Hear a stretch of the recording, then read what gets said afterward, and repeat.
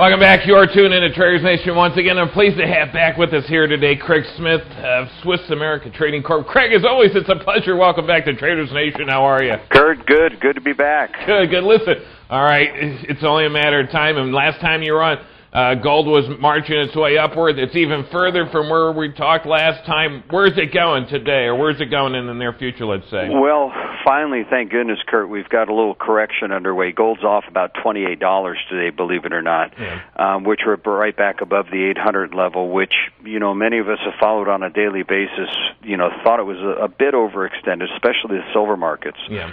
And with the dollar recovering back to 145.5, off about a penny and a half from the euro, and coming back a bit on the yen today, this is well overdue. But I don't think it's going to change the long-term trend on gold here at all, Kurt. Yeah.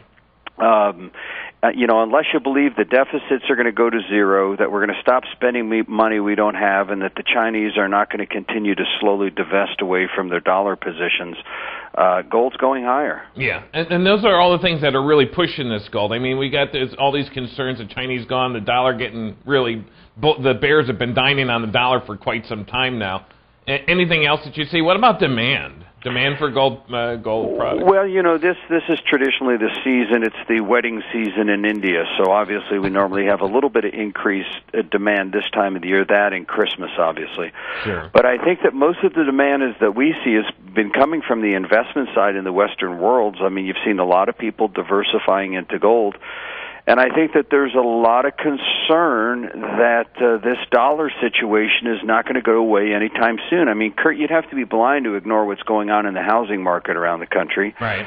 We know that the economy is starting to slow, and I think the Fed's in a real difficult position right now. I mean, if they raise rates to stabilize the dollar, you're going to see the real estate market get worse. Sure. If they lower interest rates to try and stimulate the people coming back to buy homes, I think you're going to see the dollar slide further, and you just haven't seen the normal cooperation we get from the Saudi banks or from the European Central Bank. I mean, look at LIBOR. The London Interbank offer rate today is 4.66 on the 1 month note. So I just don't think you're seeing the cooperations in the currencies, and you could make the argument that we're going through a worldwide debasement of all the 16 major currencies, short of the yen and the Swiss franc right now. Yeah. So Feds, have they backed themselves in a corner with the dollar?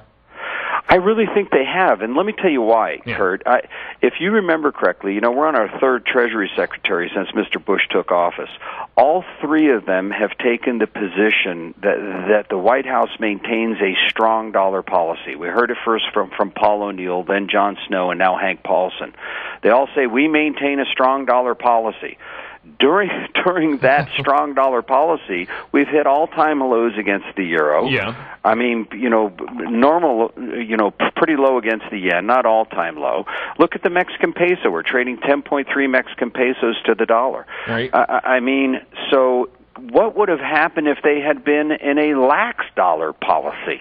Craig, it's amazing. Maybe that's why you can now buy pizzas in Texas with the peso, because the dollar has been crushed so bad. Well, and it's interesting to say that. I mean, we are actually having to consider starting to price some of our coins in euro, because we have a lot of people that want to pay it that way. I mean, Kurt, the Canadian dollar the other day was trading at $1.10. Right. I mean, I found it comical. I was in a Starbucks. I picked up a CD. I have a friend of mine, it's a Fogarty nut, and it said U.S. $15.95, Canadian $17.95. They need to reverse that. That's right. And now you're going to stay with us, right, Craig? We're going up to a break. Sure. All right, Craig Smith, he's with Swiss America Trading Corp is the name of the company, and of course you know him. He's going to be on Bloomberg this afternoon, worldwide. Anyways, the $1 million ounce question: where is gold going to go, Craig?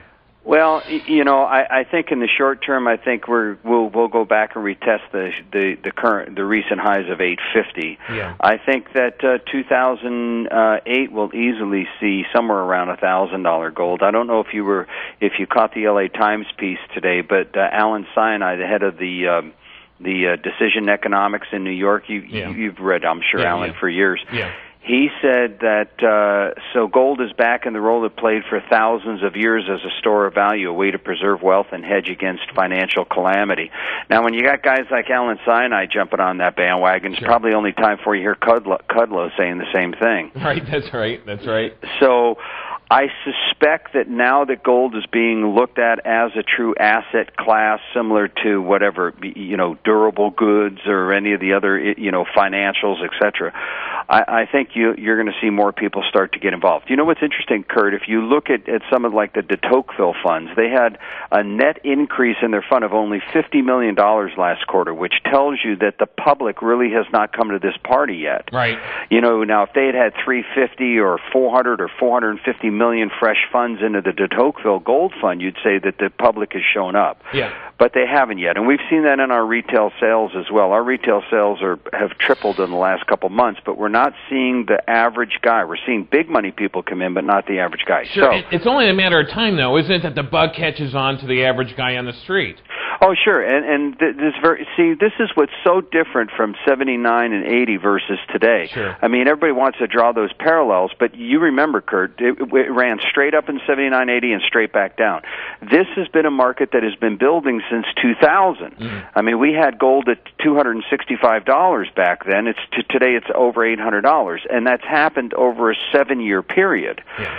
So, and we've had increases and then pullbacks, increases and pullbacks. So, I suspect we're going to see the gold go higher. I'm very concerned about the potential for a recession in America today because it won't be a recession like we saw in 1929. Yeah. It will be an inflationary recession versus a deflationary recession. And I think we should be very concerned about that, especially as consumers continue to spend more money than they earn in income every year. All right. Now, Craig, where can we find you at? Best place is SwissAmerica.com, or you can call the offices 800-289-2646,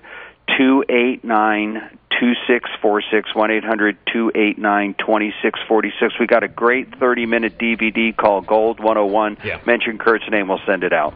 Fantastic. Give us that number once again. 800-289-2646. And, of course, head on over to SwissAmerica.com today, SwissAmerica.com today. Craig Smith, as always, a pleasure having you on Traders Nation. Appreciate your time today. Thanks, Kurt. You're more than welcome. Swiss America Corp. Trading Corp. Head on over there today, of course, SwissAmerica.com. We'll be right back.